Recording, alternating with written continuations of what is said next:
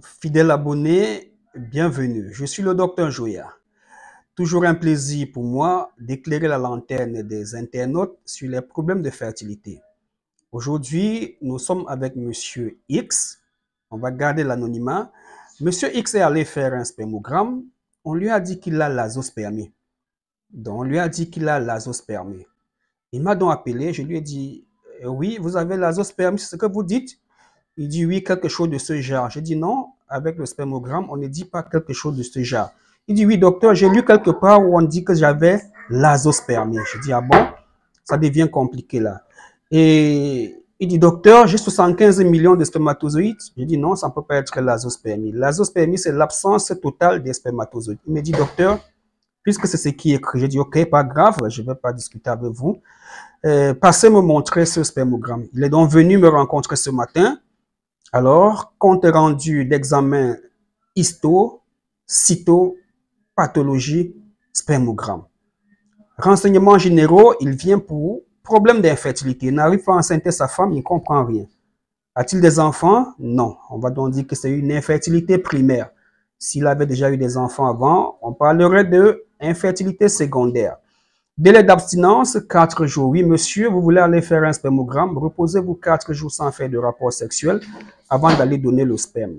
Pourquoi, docteur? Parce que plus vous mettez du temps sans faire les rapports sexuels, plus vos spermatozoïdes s'entassent et on peut voir de bonnes quantités. Pourtant, quand vous éjaculez tout le temps, ils ont tendance à diminuer. Oui, donc, monsieur, vous qui suivez le traitement chez docteur Joya, vous voulez enceinter votre femme, ne faites plus les rapports sexuels tous les jours pendant la période de fécondité. Donc, n'éjaculez plus à tout moment. Plus vous éjaculez, plus vous diminuez la concentration des spermatozoïdes, pas du sperme. Oui, le sperme peut continuer à sortir, mais les spermatozoïdes ne sont plus concentrés là-dedans.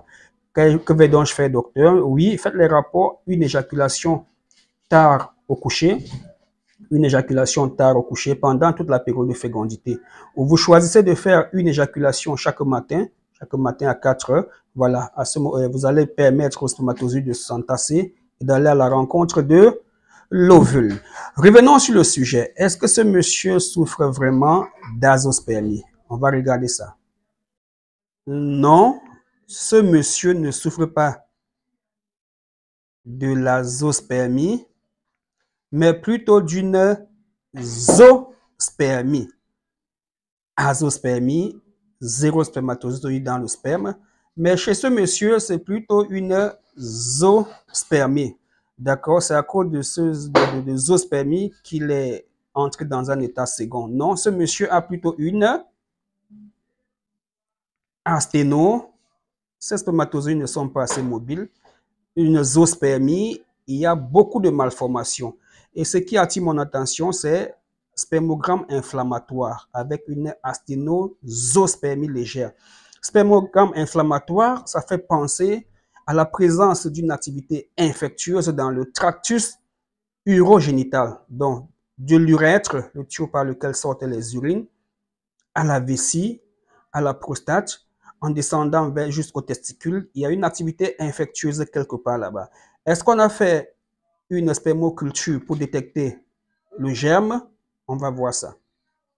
Oui, voici la spermoculture, mais malheureusement, c'est en anglais, après culture, pas de germe pathogénique détecté.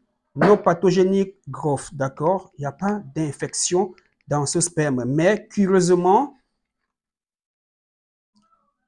aspect anti-inflammatoire. Pourquoi? À cause du nombre de leucocytes qui est très élevé. D'accord? On va regarder là. D'accord. On va regarder ici les cellules rondes, 1200. Les hématies, il n'y en a pas. Les cellules épithéliales, quelques. Les leucocytes, 800. D'accord? Voilà. On va revenir à notre sujet. Pourquoi est-ce qu'on parle de zoospermie? Tout simplement à cause de ceci. On fait la morphologie des spermatozoïdes. On voit que seulement 58% sont normaux. D'accord? 22% anomalie de la tête. Les macrocéphales, d'accord? Les grosses têtes. Il y en a qui n'ont même pas de tête, sans tête. Vous imaginez un spermatozoïde sans tête. Les têtes effilées. les têtes dupliquées, les microcéphales, les petites têtes, les 10% d'anomalies de la pièce intermédiaire, 10% d'anomalies de la flagelle. La flagelle permet aux spermatozoïdes de se développer. Il y a des soucis à ce niveau. D'accord. Il y en a même qui sont sans flagelle. Vous comprenez donc pourquoi on a parlé de la, quand on dit de la zoospermie, ça prête encore à confusion. On a parlé de zoospermie. Vous comprenez facilement que si on a des spermatozoïdes, 75 millions de spermatozoïdes, et qu'ils sont tous zoospermie, c'est-à-dire morphologie anormaux, alors ils ne vont pas assez bouger, ils ne vont pas courir parce que les handicapés, vous avez une équipe pleine des handicapés, le rendement ne sera pas bon, d'accord? Voilà. Donc la zoospermie ici est utilisée pour expliquer le fait qu'on trouve des spermatozoïdes qui ne sont pas assez bien, qui ont des anomalies dans ce sperme. Donc, la zoospermie, lorsqu'on va dire encore la zoospermie, ça va créer une confusion dans l'esprit des gens. Donc, zoospermie ici est utilisée pour qualifier les anomalies des spermatozoïdes. Et ces anomalies, c'est beaucoup plus au niveau de la tête, parce qu'on a anomalie de la tête, les macrocéphales, les grosses têtes, il y en a, les sans têtes, il y en a aussi. Les têtes effilées, il y en a. Les têtes dupliquées, il y en a. Donc, il y a beaucoup de soucis au niveau de la tête des spermatozoïdes. Vous imaginez, vous avez 75 millions de spermatozoïdes, mais qui ont des soucis, sont des handicapés, et donc on ne va pas attendre un bon résultat. Ils seront fatigués, asthéniques, ils ne vont pas bien se déplacer. On va vous coller, d'accord, asténo, pour le fait que ces spermatozoïdes ne sont pas mobiles, qui meurent rapidement. On va voir ça dans ce tableau de l'étude dynamique.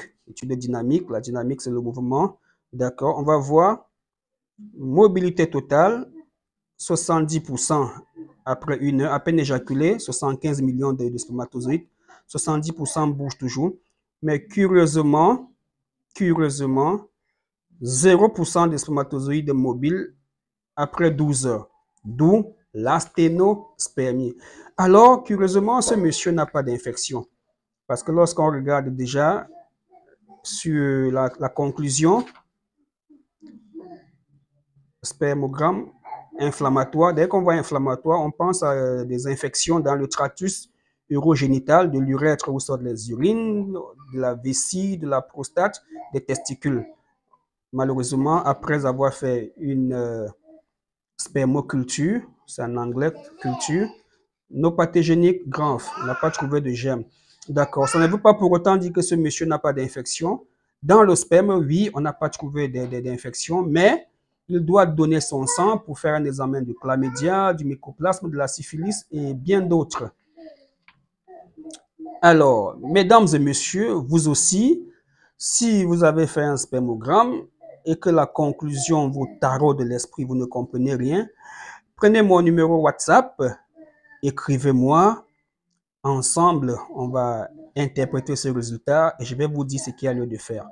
Concernant ce qu'il y a lieu de faire, nous proposons des traitements sur 3 mois, 90 jours pour remédier à ce problème. Et les traitements, c'est en fonction du problème du patient. D'accord? On va jeter un coup d'œil avant de partir à ce dernier spermogramme. Voilà, lui n'a pas bon, le monsieur ne s'est pas plaint. Lui, il a une leucospermie, une asténospermie importante. On voit la leucospermie, présence de leucocytes dans le sperme, d'accord? Voilà, c'est qui explique une activité infectieuse. Et une asténospermie. Voilà, ici chez le monsieur, on a collé, on a écrit asténospermie. On n'a pas séparé. Vous voyez, les médecins, parfois, ils nous font bavarder pour rien. Vous voyez? S'il avait mis une séparation, voilà, s'il avait écrit asténo, et plus loin, zoospermie. Ce monsieur aussi devait dire qu'on lui a dit qu'il a la zoospermie. D'accord? Et heureusement, celui-ci a collé asténozoospermie importante. Et chez l'autre monsieur, c'était asténo. Il a mis un trait, zoospermie. légère. Ici, c'est légère. Là-bas, c'est important.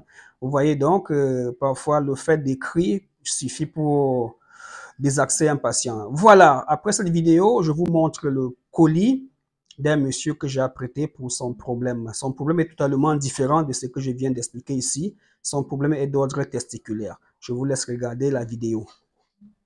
Voilà, je suis le docteur Joya. Ça, c'est le deuxième colis de la journée. Ici, il s'agit du colis d'un homme qui a un problème de varicocèle associé à une azoospermie avec des microcalcifications au niveau de ses testicules. Pour résoudre le problème testiculaire, j'ai apprêté le remède H pour lui. Ça, c'est pour les testicules. Il a 12 sachets, parce que son problème principal, c'est les testicules. Il a 12 sachets pour 12 semaines, 3 mois. Voilà. 3, 4, 5, 6, 7, 8, 9, 10, 11 et 12. 12 sachets de remède H. À côté, il y a l'antibiotique pour combattre les problèmes d'infection. 2 sachets, dont il va prendre un sachet de remède pour les testicules, un sachet de remède d'antibiotique. Après 4 semaines de traitement, pratiquement 1 mois, elle va associer le remède du sperme, le spermatocure, qui va donc stimuler la mobilité, la vitalité des spermatozoïdes. Avant d'y arriver, j'allais oublier, il y a le testophore Vametra-Cameroun. Ça, c'est l'inducteur de la spermatogénèse. C'est ce remède qui va demander aux testicules de produire les spermatozoïdes. Mais celui-ci va guérir les testicules des différents problèmes. Et testophore Vametra-Cameroun va stimuler la spermatogénèse. Donc, ce n'est jamais facile. Il n'y a pas de remède ici prêt à l'emploi. Après consultation, nous nous mettons directement au travail et nous passons toute l'après-midi à apprêter votre traitement. C'est ça qui fait toute la différence entre ce que nous faisons et ce que font les autres. Les autres ont déjà des sachets de remèdes déjà prêts à l'expédition. Par contre, nous, après avoir écouté religieusement le patient, nous évaluons la situation, nous nous mettons au travail. Quelle plante faut-il à ce monsieur? Quel est l'âge de ce monsieur? Est-il hypertendu? Est-il diabétique? Est-ce qu'il fait toujours très bien des rapports sexuels avec sa femme? Donc, on va mettre sur pied un diagnostic et on va se mettre au travail pour mettre sur pied en retour un protocole thérapeutique. D'accord? Le matin, vous avez vu le colis. C'était pour une dame. Cette fois-ci, il s'agit d'un traitement pour homme. Pour un homme qui a une azoospermie occasionnée par une varicocèle associée à une microcalcification testiculaire. D'accord, voilà, il était important pour nous de vous présenter. Voici le colis, voici le traitement sur 3 mois. Voilà, 3 mois, c'est ça, environ 2,5 kg. Donc, lorsqu'on va aller pour l'expédition au bureau de poste, on va dire, Monsieur Joya, qu'est-ce que vous avez là? Je vais dire, ce sont des remèdes traditionnels que je vais expédier.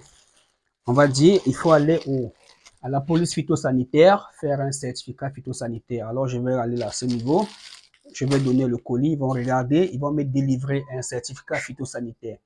Muni de mon certificat sanitaire et de mon colis, je vais revenir au bureau de poste. Alors, la dame du bureau de poste, elle va déposer sur une balance, elle va regarder 2,5 kg. Elle va prendre son grand registre, ça va où Monsieur Joya, en France, elle va regarder 35 000, Monsieur Joya. Je dis oui, je suis d'accord. Elle va me remettre un bordereau que je vais remplir. À l'extrême gauche, c'est mon nom, Monsieur Joya Douala Cameroun. À l'extrême droite, c'est votre nom, monsieur ou madame, votre adresse. À la fin, je paye, on me délivre un reçu. C'est ce reçu que je filme et je vous envoie. Vous verrez que sur ce reçu, il y a un code barre et un numéro de tracking. Donc, après 2 jours, vous pouvez commencer à suivre votre colis sur Internet. Mesdames et messieurs, c'était le Dr Joya. À bientôt.